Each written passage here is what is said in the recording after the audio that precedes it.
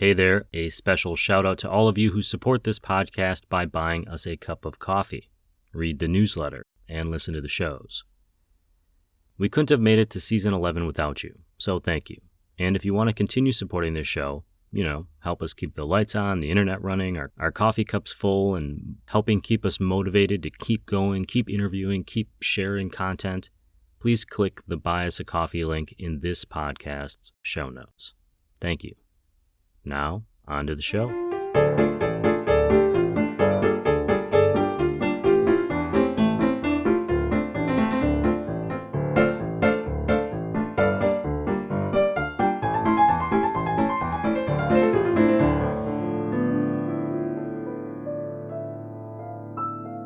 Hey, good morning, everyone. Welcome to Season 11, Episode 2 of the Coffee People Podcast, which is part of the Roast West Coast Coffee Network and presented by Roastery Coffee Packaging.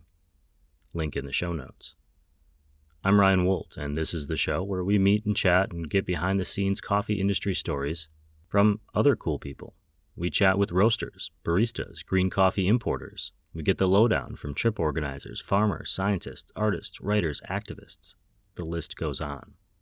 Today, we're digging into it with multi-hyphenate Nicole Diefenbach, who has her own company, Roam Bravely, and also works with Unravel merchants and Tableau coffee roasters as a Sourceress, a fun play on coffee words, and as a certified SCA sustainability professional with a focus on regenerative agriculture. You'll see links to all of those companies in this show's podcast notes, as well as in our newsletter on coffeepeoplepodcast.com. Nicole's path into specialty coffee is unique and inspiring. I'm looking forward to sharing it while I drink this French press roasted coffee from Kenya. It's from one of our industry partners and friend, Chris at Coffee Cycle Roasting in San Diego, California. They've got some big news about a new shop in the works that we'll be sure to share with you in the near future. So wherever you are, I hope you're pouring coffee into your favorite mug, maybe the one with the cat on it or the funny saying. Or perhaps you're smiling and waving as you collect your latte from the barista at your favorite local roaster. Because it is time for this Coffee People conversation with Denver-based Nicole Diefenbach, whose role in coffee is seemingly without end. Here we go.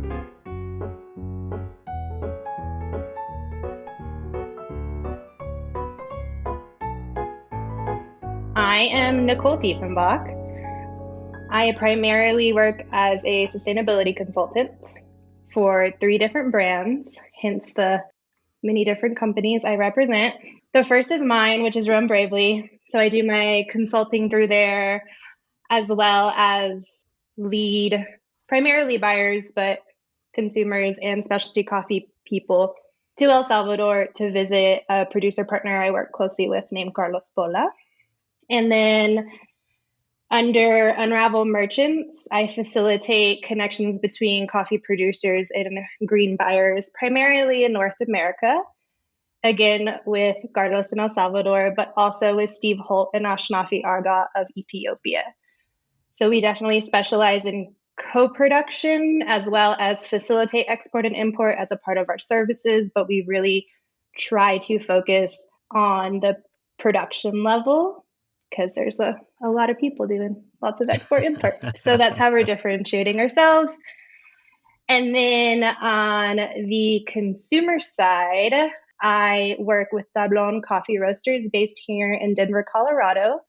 We are a specialty coffee sister company to an heirloom grain bakery called Hearth. They specialize in heirloom grain sourdough primarily, as well as pastries and things like that, with the focus on the farmer as well. So the owner, Matt Quinlisk, wanted to develop a coffee program that matched the same sourcing ethos of the grain side. And so my husband, Kevin Mayberry, joined as coffee director, and then I joined on when they were opening their first shop. And now we manage the coffee company together, and we opened our first shop in January in Southeast Denver.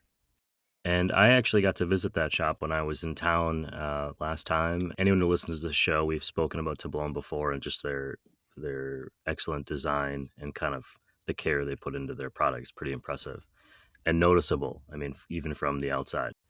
I have so many questions to ask you today, but I want to get started with probably the most important one and the one that I'll judge you on later, which is what's your favorite Keanu Reeves movie? Definitely the fourth Matrix. No, I'm totally kidding. I do think it's the Matrix, though. OG Matrix. The original Matrix is 25 this year. I just saw that somewhere. That's pretty Oh, insane. wow. Which makes sense because I remember going and seeing it in high school. I have this weird belief that Keanu Reeves is both the single best and single worst actor of all time, but also probably the best human being of all time. Hmm. So, backstory about Nicole, coffee specifically. Coffee. Do Hmm. you have a memory or do you have a first experience with coffee that kind of stands out that made you notice it or think, oh, this is interesting or this is something that, touched your life in retrospect?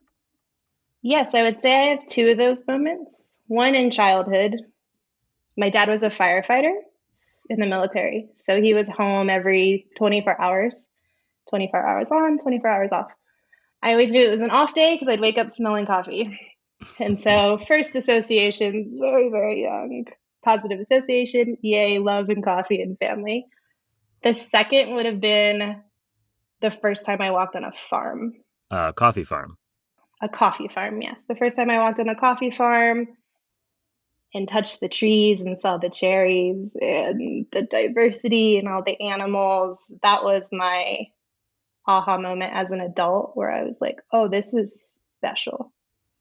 It is a unique moment because it's not that you don't know it practically, but seeing it makes understanding where all those bags on the shelf come from. If you're, in a grocery or at a roaster or somewhere, someone actually had to do that work. And I think we get disconnected from that when we're just walking through and throwing things in the grocery cart or wherever we're shopping. Yeah, exactly. The moment that I realized people grew coffee was at Bird Rock, OG Bird Rock. And they used to have the batch where you could kind of just do your own batch and they would charge you as you go. And they would always put the producer names on there as well as like intro. This is what coffee could taste like. And this was, a decade ago. But that was the first, like as a consumer, I was like, what do you mean people grow coffee? This is this is interesting. That's how I felt when I learned that the coffee was actually in a fruit. Like Mm-hmm. the coffee bean is actually the seed of the cherry, and that was just mind bending for me at first. So then you were on a coffee farm, so I'm assuming there was some connection to coffee at some point. But how did you work your way into the coffee industry? Were you doing anything else before you kind of found your way to where you are now? Yeah, so professional background, international business development. Different industries along my career. When I was living in California, I worked in the surf industry, but it's essentially opening markets for different products. So in 2017, I moved to El Salvador and lived on a coffee farm and was in a professional pause. I kind of like quit my California life and was like, let's just take a beat. And that's when I fell in love, like on the farm level, and had a lot of conversations with roasters, with importer friends that I knew, with the producers that I was meeting, and really just learning for about 6 months of pain points and learning about the industry as a whole because I only understood it as a consumer. And I asked Carlos if he needed help, and he was like, "Yeah, I could, use some buyers in North America." And I was like, okay, I've never worked for an importer. I don't know anything about global logistics. Let's try. And now we're in our seventh year importing into North America. And for the most part, all of our buyers that ever buy from us stay on, which is really difficult to do when you're working with small roasters. But yeah, it's very much inspired by their needs, producing country, producing community needs, and working reverse engineering it from there. How did you end up choosing El Salvador and ending up on a coffee farm in the first place if you're taking kind of a life break? Yeah, excellent question. My husband worked for a shop turned roastery in San Diego, and his coffee director, Nanel Newbaum, Her husband, Andy, owned Torque Coffee, and they started Barefoot Coffee Roasters a long time ago in Northern California. So it was very much their values and ethos that they infused into Kevin, including partnerships in El Salvador. So there was a producer partner they knew. He, in how old were we then? Late 20s, early 30s, went to an internship with a coffee producer in El Salvador, came back to San Diego. Again, I did not work in the coffee at the time. And he was like, Nick, you have to go to El Salvador. You're going to love it. Because we surfed. So we would take surf trips down to Baja, and we enjoyed driving and traveling and being in the tropics. And then I was like, okay, El Salvador, let's just quit our entire California life and move to El Salvador, because we were both just feeling that time of life. And so I spent that was January 2017. I spent the rest of that year just kind of selling everything we owned. We bought a 2001 Toyota Sienna and drove to El Salvador with our 2 Siberian Huskies. Wow. And El Salvador is a really small community, or a really small country, even smaller if you're in coffee. So you just need to know 2 people in coffee, and then the community is beautiful and they take care of you. But that's why El Salvador, that's how we ended up on a coffee farm. And I participated in my first harvest in honey processing on a baby teeny farm. And so stirring honey with my hands every morning, and just having my alarm set to check the beds and participate on that level was extremely impactful. And seeing the amount of work that goes into that, I was just like, how do I support this? Because I think Sure. If more people knew, they would never not know who grew their coffee. They wouldn't take it for granted. It's amazing how Yeah. a seed, I don't want to fall too far down into a farming metaphorical rabbit hole here, but please do. It's amazing how the seed of one conversation can take root and it changes your whole life. In this case, somebody mentioned to you how much you would like El Salvador and their stories about it. You were at a point in your life where that was something that appealed to you. And the next thing you know, you're living, you talk about it took a year to sell your stuff and then move down and all this stuff, but that's a really quick timeline when you really think about changing your life. Yeah.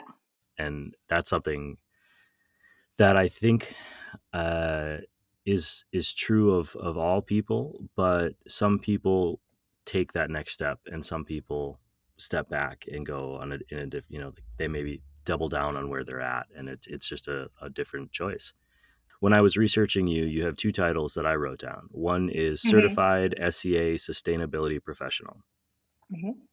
I want to ask about how you get certified as a sustainability professional. The second one is, I think, Sourceress. Am I saying that right? Yeah. I'm assuming that's also a professional licensed title. So I'm going to let you describe how you get both of those titles.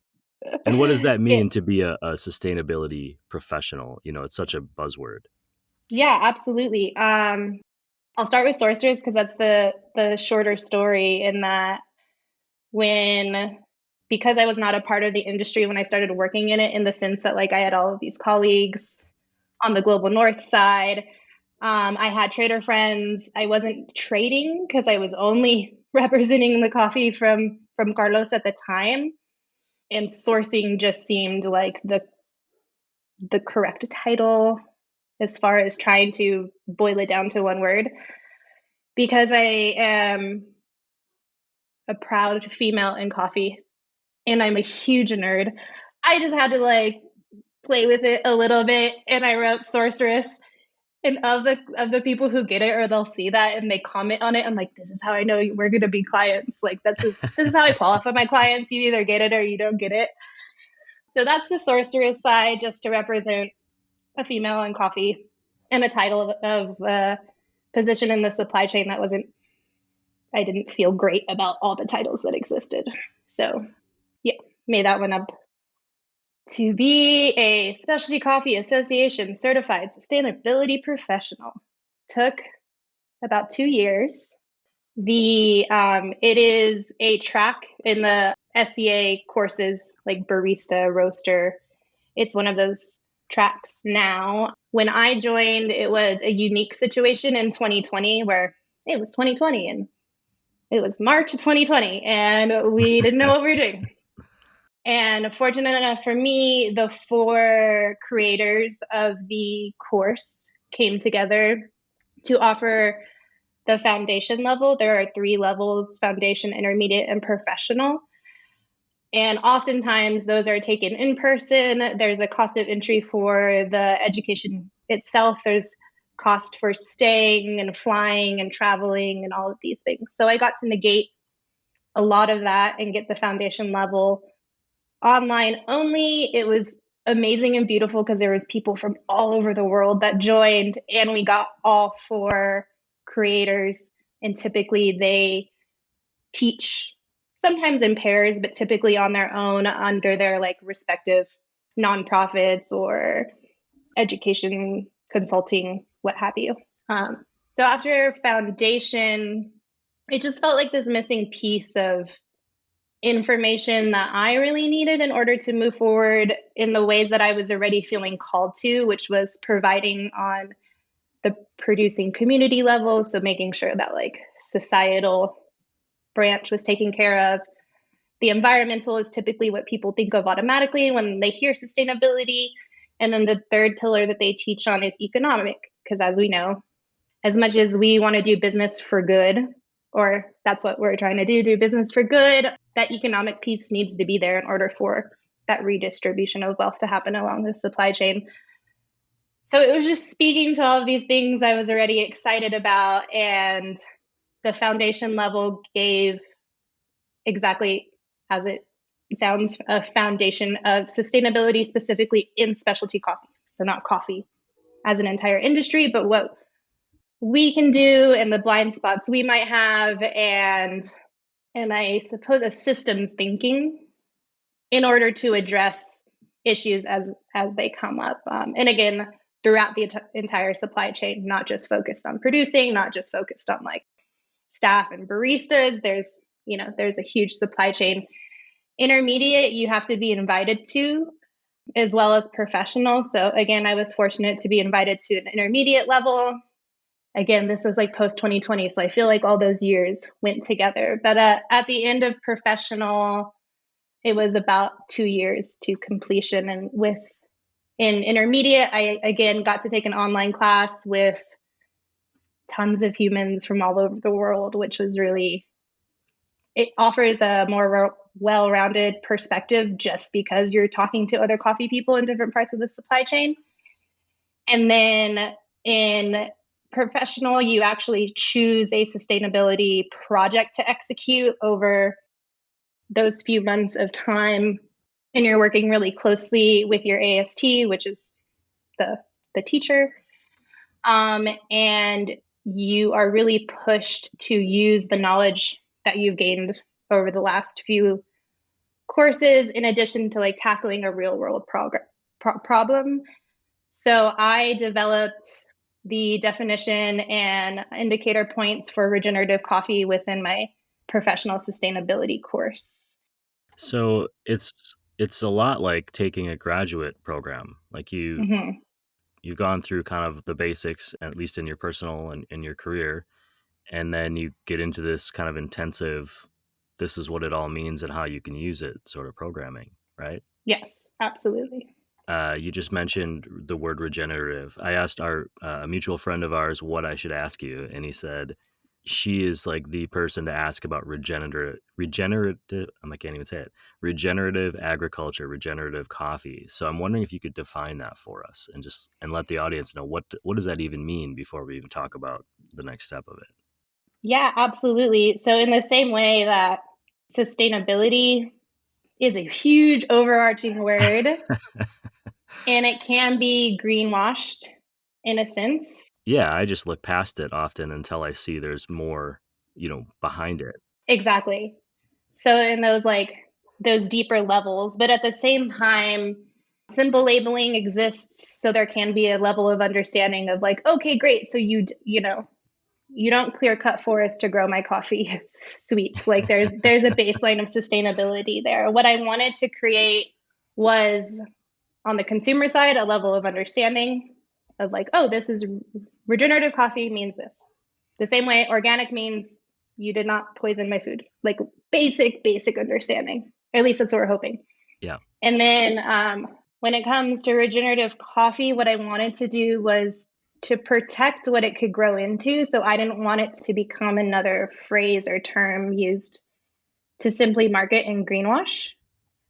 I wanted it to be both a label of understanding and goodwill, but I also wanted it backed by action, meaning we are hitting the 3 pillars of sustainability as I've learned them through my course. So we're addressing societal, economic, and environmental issues, blockers, problems. We're using the entirety of our supply chain to take bits of profit or funds and bring it together and really impact producing countries as well as programs throughout the supply chain. To be succinct, would it be okay if I just read my definition? Okay. For sure. Just because I worked on it. It's really hard. And then another like fun part of this is it was just approved for trademark. So I'll be able to... The term regenerative coffee? Yep. Mm-hmm. Oh, wow. Congrats. Thank you so much. And so again, I just want to use it to create verifiable change, as in like a lot of specialty coffee roasters, for example, were like, this is what we want to do with like $1 per bag or whatever. And you trust us at face value. I am now working with a traceability platform called Bex 360 to really track all of the life cycle of the coffee, including all the way to the consumer, in order for this to become verifiable data for regenerative coffee, making it easier for anyone to participate. I digress.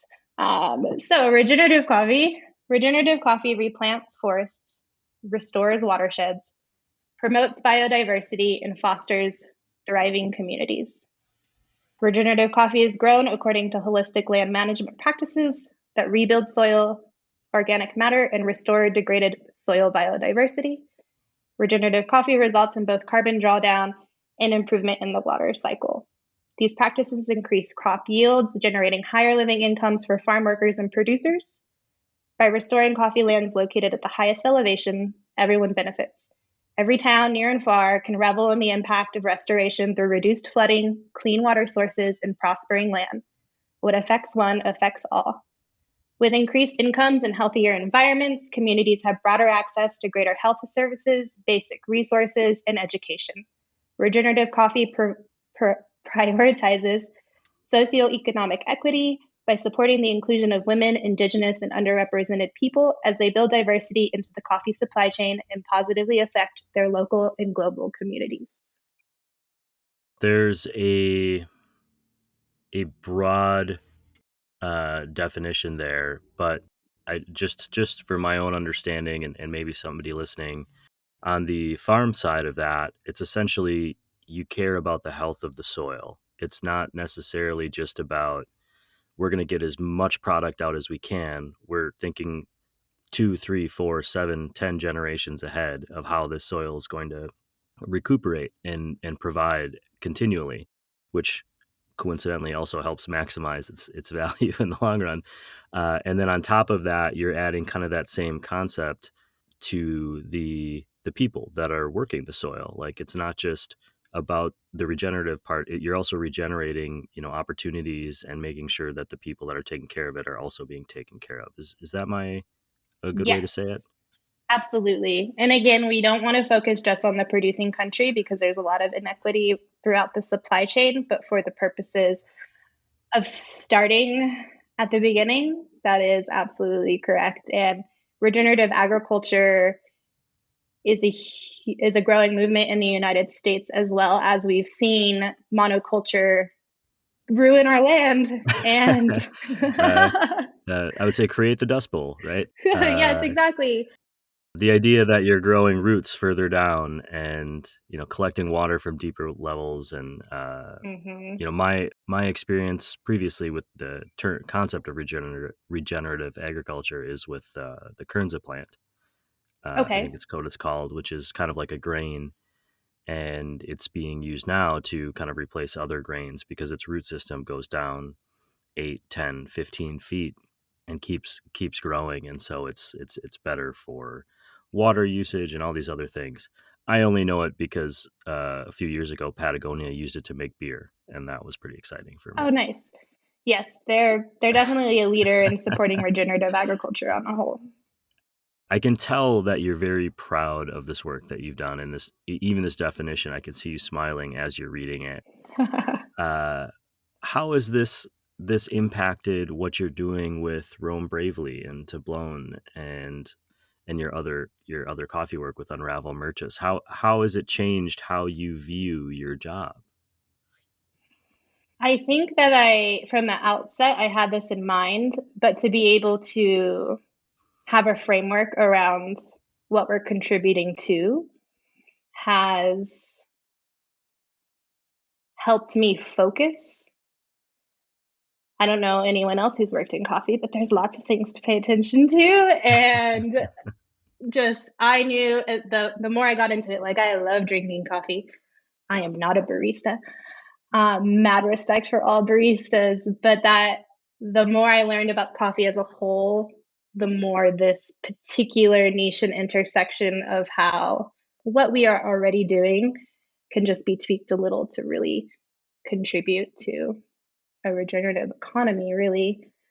But through all three companies that I work through, there is a focus on like our contribution.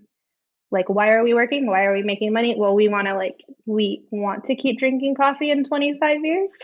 So there's a big motivation, but also we know that we have a huge opportunity to create an example that can be replicated in other markets, but even just in coffee buying in general. If I can, I've seen what working with one producer and hyper focusing on a producing community and how that impacts them.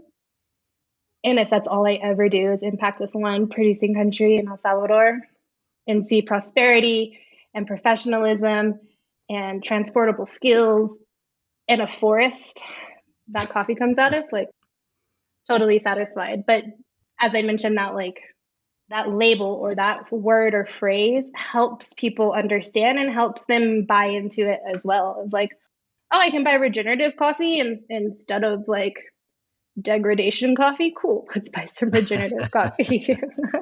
Is that kind of the goal with the trademark, is to turn this into a certification sort of system? I mean, I have thoughts on certifications generally, but Me am too. I jumping too far ahead? No, Is you're that not. I part think of it? it answers the like, what's the future? Because that is part of it in the sense of I would like it to function as a certification. I would not like the burden of certification to be put on the producer. I do not know how that works yet. Well, let's brainstorm for everyone. Okay. Uh, Somebody buys the coffee and they pay for the right to add the certification if they choose, but they don't have to. That'd be Mm-hmm. like step one for me. Yeah. Sorry, I get really excited about these kind of concepts. Oh, yes, please. Let's go. We might have to talk off air. Sorry, everyone. I'm wondering a little bit, one of the things that you just mentioned was, hyper focus on a farm, on a community, on a coffee Mm-hmm. farming community.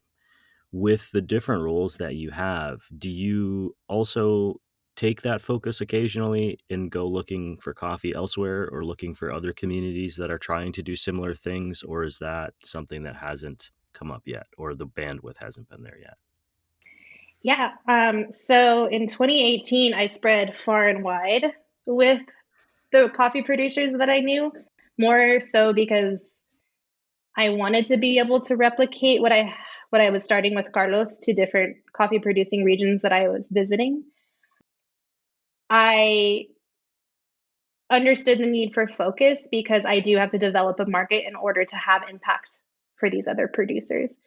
So I sit in a space where I have a book of roasters or buyers who are looking for, let's say at minimum, producer focused.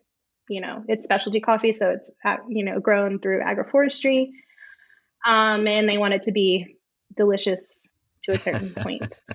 So there are other smallholder producer groups or like more boutique importers that I will recommend for Guatemala, for Costa Rica. Again, with Unravel, I have Ethiopia covered, but it's more of a let's introduce you to who I know. And then on the Tablon side, we also have the opportunity to buy from different producers, which is great. So as that's slowly grown over the last couple of years, we want to go deeper in the producer relationships that we already have, which I had mentioned. But without being able to command 600 containers a year, I really had to just be like, okay, I can build 3 containers. And that covers the beautiful agricultural work that Carlos is doing, and he's producing a little bit more coffee every year. I know that if I could figure out how to make it work with just his farm, then I'd be able to grow. So we do have another producer partner in El Salvador, which is Los Naranjos Cafe Group. And we've consolidated like a handful of coffees with them over the years, and we plan to go bigger with them this year and into the future, as well as the restorations from Roya in 2012. There are a lot of abandoned coffee farms in El Salvador, but the ones that have really focused on restoration are starting to get into like a sweet spot of production. So by only focusing on El Salvador, like as much as I want to spread my wings and help everyone, that's not really realistic too. Like building a system that can work. And what I see is something that, again, having that structure or system that can be replicated, and we can hand the tools to the women in Costa Rica that I work with, or hand those tools off, to producers in Thailand or whomever, but people who are invested in their community as much as I am in El Salvador. Sure. You mentioned earlier that you lived in San Diego and you take surf trips. How's the surf in Denver these days? I don't mean it's great. Are you serious? at the reservoir there? I can slowly float down the river, and sometimes I get bumped, and it's very exciting. The Cherry Creek River when it's running. Exactly, especially after like the snow melt. Just put on a wetsuit and go for it. Which the reason I kind of make that joke is just you find yourself in a place that's obviously not around surf and things that are important to you. Obviously, I see this beautiful photo print behind you of the ocean and the sunset and coffee farming and all these little things. How did you find yourself in the Denver area and using that as your home base? So after El Salvador, I just wasn't ready to go back to California life. Colorado I have lived all over the United States. Colorado is a remaining state that I was curious about. And my husband found a job here.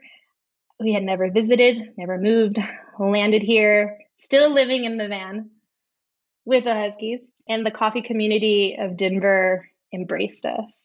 I couldn't have chosen a better coffee community to iterate like an equitable trade model in. Everything about this community and the one in El Salvador are the reason that I have a job now. They've really, really shown up and supported me and the greater vision this whole time. So I didn't realize you had 2 Huskies in the van with you. That is a tight fit. Oh my goodness. My husband is 6'2" as well. Here's my next question then, which I also find to be a weird truth in the world, but do you think coffee tastes better or worse when you're camping? Ooh. So better because I'm in nature, and nature is my why for life. It's why I love coffee farms. It's why I drove to El Salvador. It's why I live in Colorado still. I mean, it's a beautiful side piece of just nature and animals. At 6 a.m, hand grinding, AeroPress, a mess. I could break down how it was inaccurately extracted. But I try to leave all of that behind and just be like, look at the trees and this beautiful cup of coffee, and that's it. And I think that bias that comes with being a coffee professional, like I don't really need that when I'm out in nature and I'm camping or on the farm, or it's kind of to go from like, I need this grinder at this setting to taste my coffees and calibrate them, and like I need no music and no one, just like so specific of how you need to taste it. But then it's important, I mean, regardless of what part of the supply chain you work in, but like, do you enjoy it? Are you enjoying your cup of coffee? Yes. Okay, great. It lends to the greater concept that coffee is a product, and we need to be aware of it, and we need to be aware of how it's grown and where it comes from and the people behind it. On the consumer side, it's also this experience, and it's what keeps us coming back day after day after day. I've heard rumors that there's some addictive nature to caffeine, but I don't believe that. Nah. I'm not a doctor, if you're listening.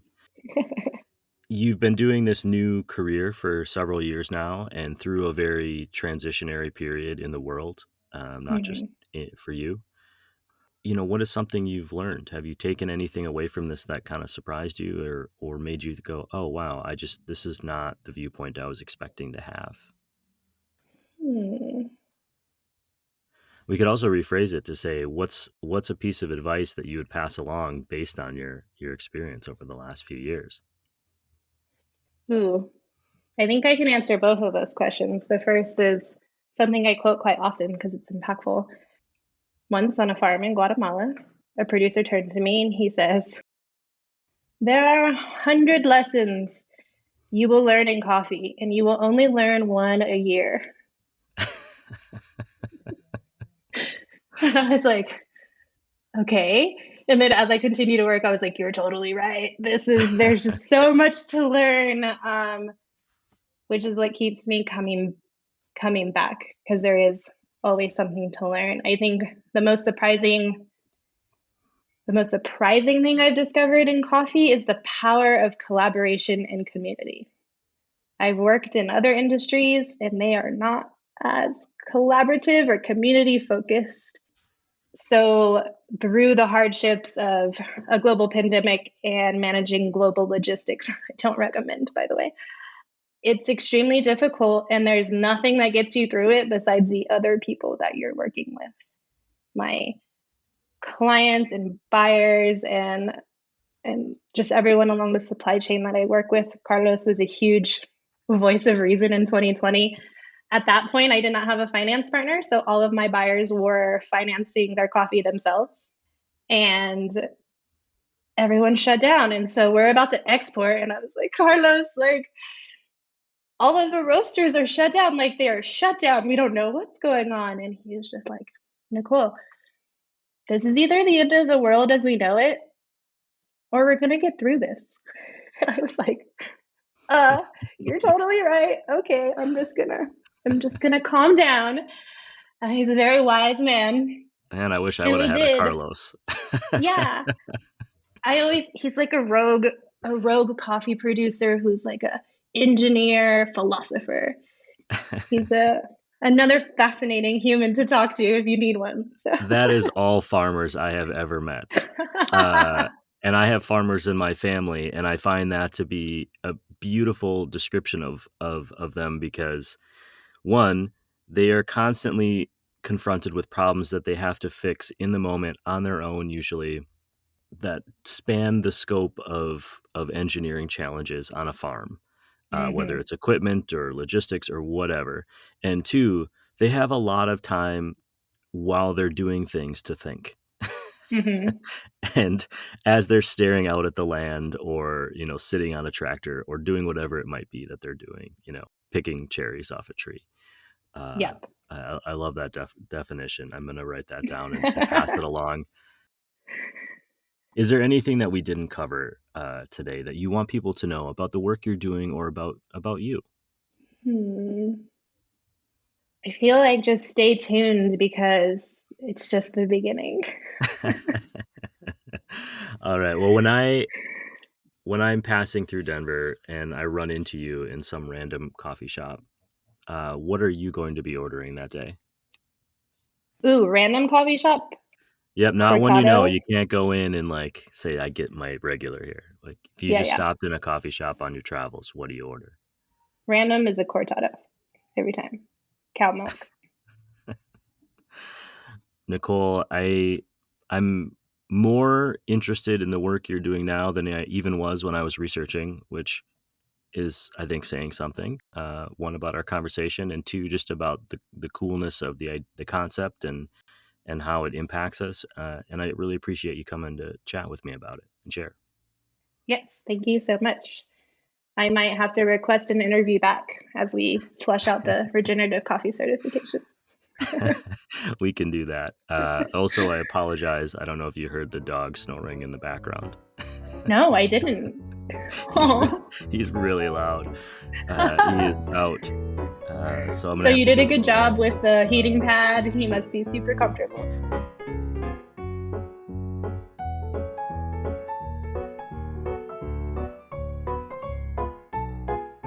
Okay, some key takeaways from the podcast. Nicole was kind enough to share her written description of regenerative agriculture, as she has applied it to coffee farming with me, and I'll in turn share it with you in our newsletter on coffeepeoplepodcast.com. Sustainability is a big word, and Nicole is using her experience in business development and education through SCA to help guide multiple companies, including her own, through finding better ways at growing and sourcing coffee. It is easy to be disconnected from the fact that there are human beings actually growing, picking, and processing coffee long before it lands in the hands of our favorite roasters. I can't say I think about that every time I grab a bag off the shelf.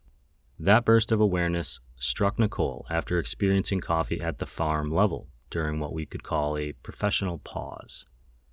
Her pause turned into a new track in her life and into a new career where she focuses on bettering coffee as we know it.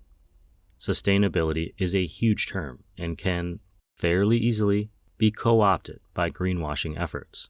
Nicole is trying to offset that by imbuing the term regenerative agriculture with some power by defining it as it applies to environmental, ecological, and societal impacts at the farming level of coffee.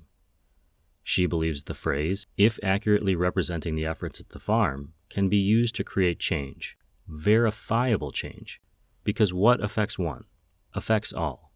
Despite what I would call a natural urge to take her efforts at spreading the word about regenerative agriculture far and wide, Nicole has kept her focus narrow, specifically on the coffee-growing communities of El Salvador, which allows her to both enact change and fine-tune the toolbox so that those tools she's developing, those descriptors and lessons learned, will be able to be passed off to other coffee farming communities around the world in a much more polished and ultimately more effective package. She's going big by staying narrow. It's an insightful decision to make. Finally, if you listen to that whole show, you can probably tell I was definitely sick during that recording. I'm better now. Thanks for asking. I'll share all of the important links, including roambravely.com and unravelmerchants.com, in our newsletter. You can sign up to get yours weekly on coffeepeoplepodcast.com. You could also just visit it occasionally, bookmark it. You won't regret it. Better yet, go check it out and then share it with your friends and family. And consider supporting this podcast by buying us a cup of coffee. Details in this show's podcast notes. If you're listening to us on Apple or Spotify, we'd appreciate if you'd take a second to tap the follow button and review this show. 5 stars is obviously great. But honestly, all feedback is good feedback, and this show is truly a collaborative effort with our listeners, guests, and partners, including our podcast's presenting sponsor, Roastar Coffee Packaging, found at roastar.com. They'll help you tell the big story of your small business with the right coffee packaging to best represent your brand. That's roastar.com. We're also supported by some great coffee industry partners. Our legacy partners include Zumbar Coffee and Tea, Steady State Roasting, Coffee Cycle Roasting, Maria Coffee, and Cape Horn Green Coffee Importers. A special thanks to Alden at Crossings Coffee and the Hales Brothers at SCA Coffee Source Green Coffee Importers, who've been specifically supporting our Coffee Smarter education efforts. Our full city partners include Ignite Coffee Company, Ascend Coffee Roasters, Civets Roasting Machines, Me and My Uncle Coffee, Craft 42 Coffee Roasters, and Cozy Canine Coffee. All of those links are on our website, in the newsletter, on the show notes. They're great companies to follow and support. Thank you for listening, for sharing this podcast, asking questions, and being coffee curious. This show, the Coffee People Podcast, is part of the Roast West Coast Coffee Network. This episode has been written, produced, researched, and recorded by me, Ryan Woldt. I hope this episode has found you happy, healthy, and with at least a thread of sanity left, enabling you to make it through the day. Always tip your baristas, and be sure to drink good coffee.